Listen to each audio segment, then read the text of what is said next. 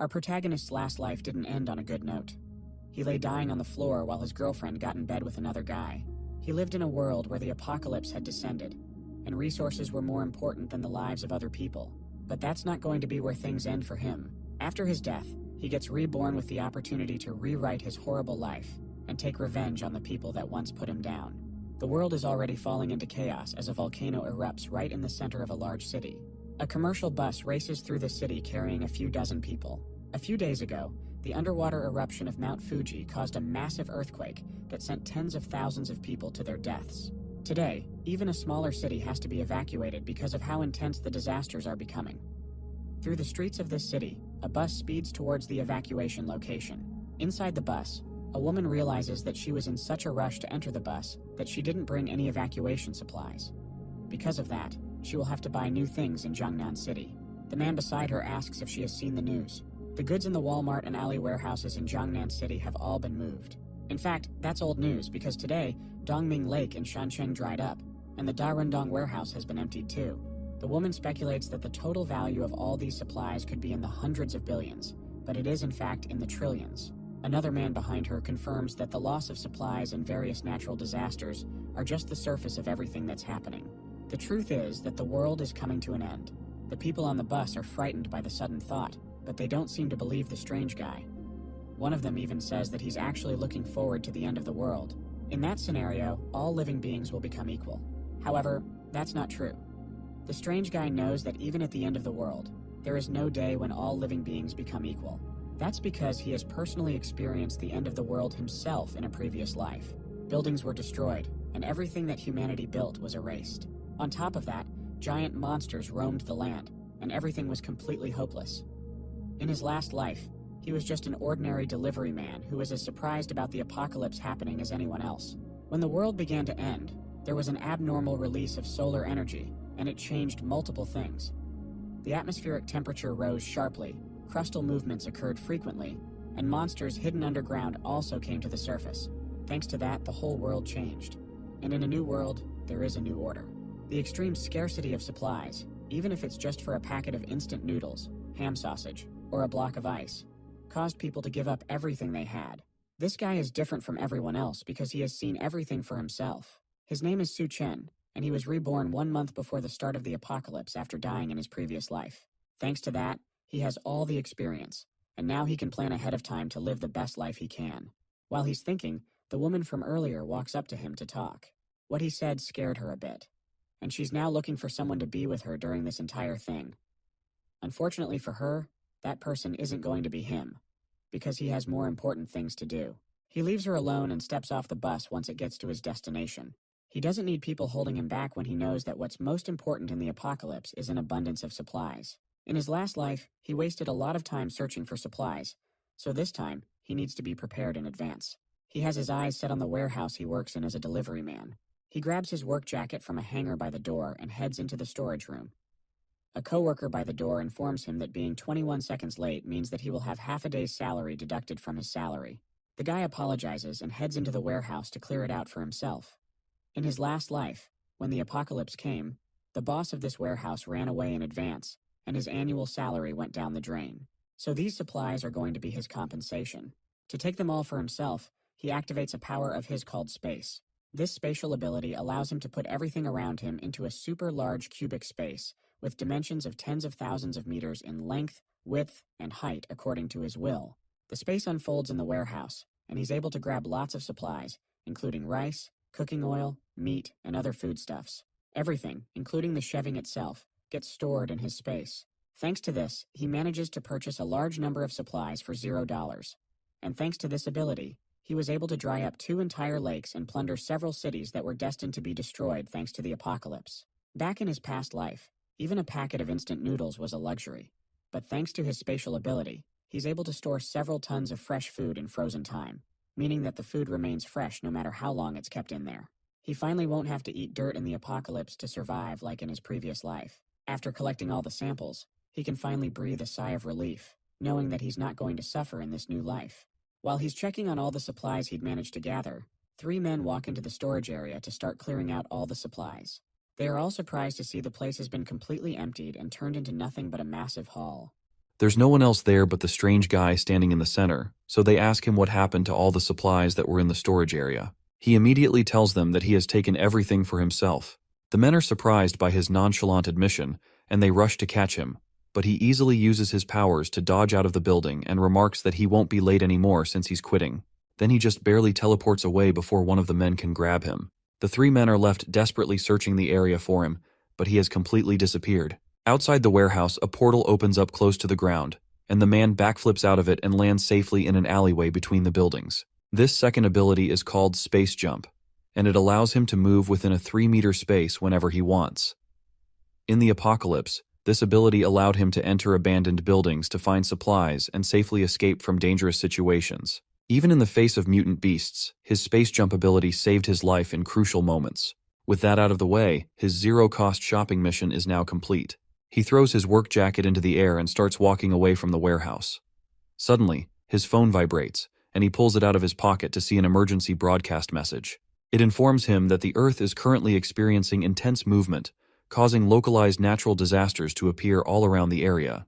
The message warns him to be careful, but tells him that the disasters will not affect his daily life. The official statement from the government is to not panic in hopes that the general public will remain calm. Do they even know that the world is coming to an end? While he's looking at his phone, it rings with a call from someone that makes his face twist in disgust. It's a woman named Jiang Xiaoqian, and just the sight of her name on his phone makes his hands tremble in anger. Suchen takes a deep breath, then picks up the call. As soon as he puts the phone to his ear, her voice comes from the other end, screaming at him in anger.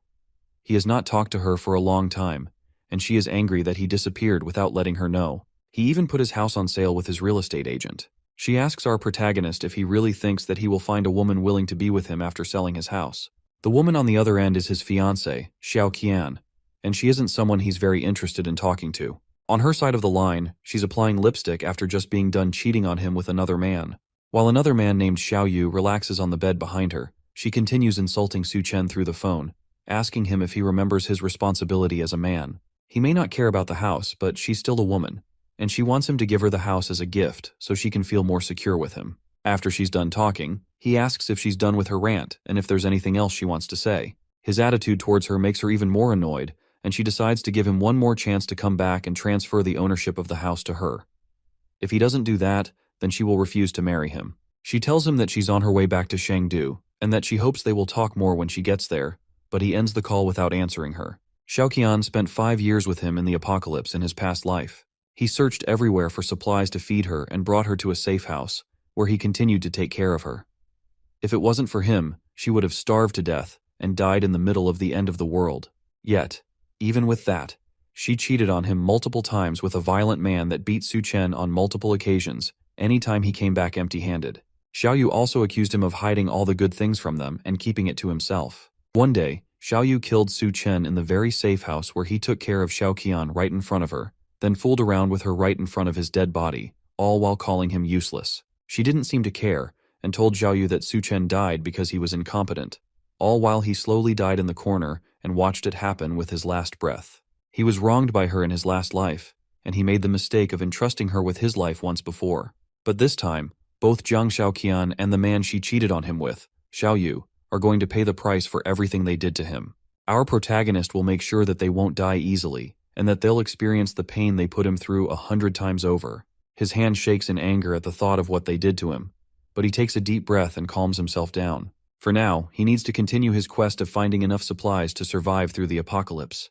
The rest of the things he needs can only be bought with money, and because of that, he first has to figure out how to get the money in the first place. He calls his real estate agent named Manager Liu and decides to offer up his house for half the market price. His only condition is that he wants the money in cash, and he wants it right now. With the deal set up, he makes his way to Dream Real Estate to finalize the deal on his house. But when he gets there, he sees Zhao Qian waiting for him with Xiao Yu, who has a baseball bat. Su Chen isn't bothered at all and walks past them into the real estate building, but he's blocked by Xiao Yu, who angrily asks him why he dares to sell their house. Because of that, he'll make sure that Su Chen won't see the sun tomorrow. While the thug is talking, Su Chen reaches out and grabs him by the neck. Then he lifts the angry man off the ground before slamming him back on the floor. Xiaoqian jumps to try and protect her lover from her fiancé. While she pulls on his jacket, she starts yelling for someone to save them from a murderer. Su Chen wastes no time before backhanding her across the face sending her flying onto the ground. She stares at him in shock, completely surprised that he would touch her at all. While that is happening, he continues choking Xiaoyu on the ground as he begs for help. Su Chen assures him that he won't die too quickly, then lets him go, causing the disgraced thug to back up in fear, desperately coughing.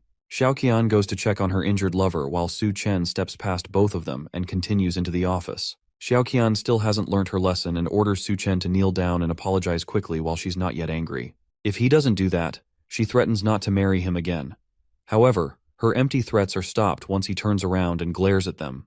They freeze in fear before both of them run away, leaving him alone to handle his business. Now that they are finally gone, he steps inside to meet the real estate agent, who offers him a glass of water. The older man looks incredibly excited to be talking to Su Chen about selling his house at such a low price. But inside, he considers Su Chen a fool for selling a house worth over $1 million for just half the price. With that kind of deal, he can make a huge profit from a quick turnaround. Thanks to that, he agrees to make the full payment immediately and hands Su Chen the contract to sign. With that done, Su Chen walks out of the office with almost $1 million added to his bank account. Although various natural disasters are happening, Chengdu, where he lives, is an inland city far from the earthquakes, tsunamis, and volcanic eruptions happening throughout the rest of Asia. Adding to that, the government is officially trying to keep the public calm, so there is still a sense of normalcy in the area, and society is still functioning well. As he thinks about his next step, he passes a flyer advertising fast and high-interest loans. That gives him an idea, and he makes it his next step to get even more money by mortgaging his property with a property certificate. That leads him to Great Sea Loans, where he meets a large-bodied man smoking a cigarette. This man is Wang Dahai, Xiaoyu's older brother. In his past life, this man died in the mouths of mutant beasts pretty early into the apocalypse. Dahai notices that his house isn't worth very much. Su Chen only wants to know how much he can borrow even with his low-value house.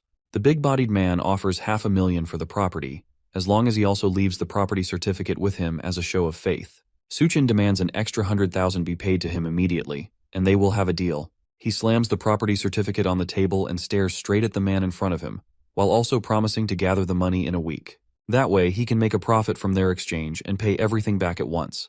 Dahai is interested in this offer, and it seems that Su Chen is also a gambler.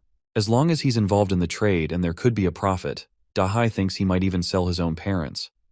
The older man thinks Su Chen is stupid for believing he can turn his life around in a single day. He has no idea just how far this plan of Su Chen's goes. Dahai smiles and takes a long puff of his cigarette as he contemplates the offer. He tells Su Chen that he'll agree to the terms as long as he mortgages the property certificate with their company. If he does that, everything else will be negotiable. After a long conversation, Su Chen walks out of the office with over $500,000 transferred to his bank account for the second time that day. Now he has all the money he needs to continue buying supplies in preparation for the end of the world. Meanwhile, Xiaoqian and Xiaoyu stumble through a park after they have finished running away from Su Chen. The other man is still out of it after being choked in the street and nearly dying. As they step out of a taxi, Xiaoqian continues to complain about Su Chen. All she wants is the house that they both own, and there's nothing wrong with that according to her. Yet despite her simple request, Su Chen laid his hands on her, and she can still feel the pain of the slap he gave her not too long ago. For that, she wants to make sure that he pays the price no matter what. Xiaoyu agrees as well, still holding his neck in pain from what Su Chen put him through. He'll make sure Su Chen pays the price. He already plans to ask his older brother to take him out. As they're talking, they notice Su Chen once again casually walking down the road, heading to his next destination. Xiaoqian and Xiaoyu are surprised to see him casually walking down the road in front of them after everything he had done. They decide to follow him and see what he has been up to that has made him so cocky.